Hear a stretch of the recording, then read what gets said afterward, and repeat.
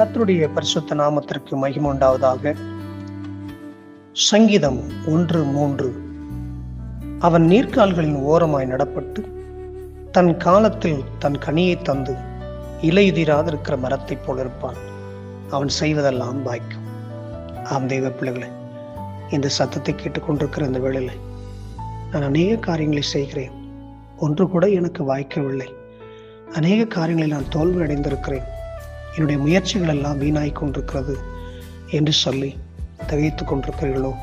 என்னுடைய பிரயாசங்கள் எல்லாம் பட்ட மரத்தை போல காணப்படுகிறது என்று சொல்லி யோசித்து கொண்டிருக்கிறீர்களோ? இன்றைக்கு பரிசுத்த வேதம் சொல்லுகிறது, பரிசுத்த வேதத்தின்படி நடந்து கொள்ளுங்கள், பரிசுத்த வேதத்தின்படி வாழுங்கள், பரிசுத்த வேதத்தை நேசியுங்கள். கர்த்தருடைய வேதத்தின்படி நடக்கிறவர்கள் நீர்க்கால்கள் ஓரமாக நடப்பட்ட மரமாயிருப்பார்கள். அவர்கள் இலையுதிராக்கிற மரத்தை போல் செழித்து கனி கொடுக்கிறவர்களாய் கர்த்தர் மாற்றுவார். இன்றைக்கு வேத வசனத்தை வாசியுங்கள், தியானியுங்கள், அதன்படி நடந்து கொள்ளுங்கள். நீங்கள் செய்கிறதை கர்த்தர் வாய்க்க பண்ணுவாராக. இன்றைக்கு நாம் செய்கிறது எல்லாவற்றையும் கர்த்தர் வாய்க்க பண்ணி நீர்க்கால் ஓரமாய் நடப்பட்ட மரத்தை போல செழிக்க பண்ணி மிகுந்த கனிகளை கொடுத்து ஆசீர்வாதமாயிருக்கும்படி கர்த்தர் நம்மை ஆசீர்வதிப்பாராக. God bless you. Amen.